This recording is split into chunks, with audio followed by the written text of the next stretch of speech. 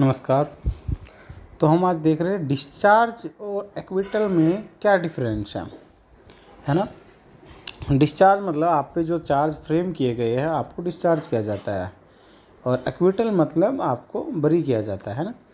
तो डिस्चार्ज जो है वो आफ्टर इंक्वायरी होता है, और एक्विटल है वो आफ्टर ट्रायल होता है।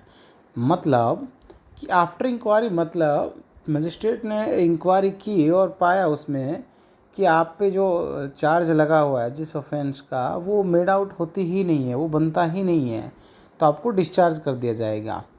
मतलब ये जो पहले जो स्टेज है ना, वो स्टेज है कहीं भी ट्रायल का, जो फर्स्ट जो स्टेज है उस स्टेज पे ही आपको बरी कर दिया जाए डिस्चार्ज। एक्विटल का मतलब है कि एक जजमेंट आया है, वो दोनों पार्टीज को सुन के एविडेंस को रिकॉर्ड करके उसके बाद एक्विटल का जजमेंट आता है। या तो एक्विट करेंगे आपको या कन्विक्ट करेंगे, है ना। तो कन्विक्शन और एक्विटल, या तो बरी किया जाएगा या फिर आपको सज़ा दी जाएगी। तो एक्विटल जो है वो आफ्टर ट्रायल का जो है, और ये जो है ड्यूरिंग ट्रायल हो जाता है, ठीक है। उसके बाद when prima facie case note made out, जब लगता है कि केस ही नहीं बन रहा है इसके खिलाफ इंक्वायरी करने के बाद, तो डिस्चार्ज कर दिया जाता है। और एक्विटल में जब वो सब कुछ एविडेंस के बेस पे मेरिट पे केस डिसाइड किया जाता है, सब कुछ देख के, केस के एविडेंस देख के, विटनेस को सुन के, दोनों पार्टीज को सुन के, आर्गूमेंट सुन के डिसाइड किया जाता है। ये तब का प्रोसीजर है, ठीक है।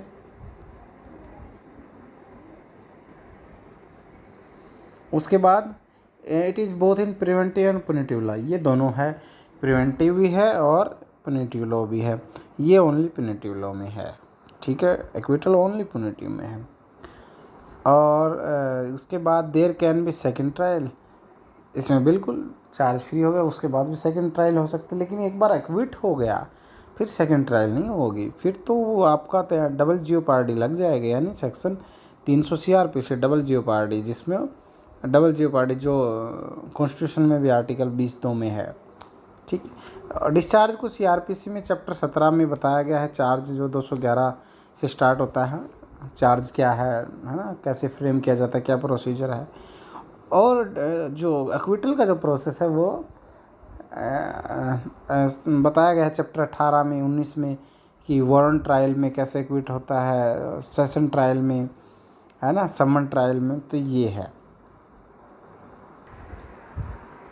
ये कुछ इसके और डिफरेंस है एक्विटल और चार्जर में। जैसे कि it is final judgment, acquittal final judgment है, ये फाइनल नहीं है क्योंकि ये ट्रायल के ड्यूरिंग ही हो जाता है। उसके बाद ये एक्विटल लास्ट स्टेज है, जबकि ये फर्स्ट स्टेज है डिस्चार्ज। तो it means legally freeing the accused person after the considering all the fact and evidence on record. और डिस्चार्ज में क्या होता है, it is the order of the court when the accused is release merely because prima facie no evidence is available against the accused person. तो ये लिखने के लिए कुछ पॉइंट है आपको, बाकी एक्यूज और डिस्चार्ज का मेन समझ में आपको आ गया। डिस्चार्ज वही है जब चार्ज फ्रेम करते हैं उसी समय डिस्चार्ज किया जा सकता है, यानी फर्स्ट स्टेज पे ही। और एक्विटल हमेशा फाइनल जजमेंट पे होता है।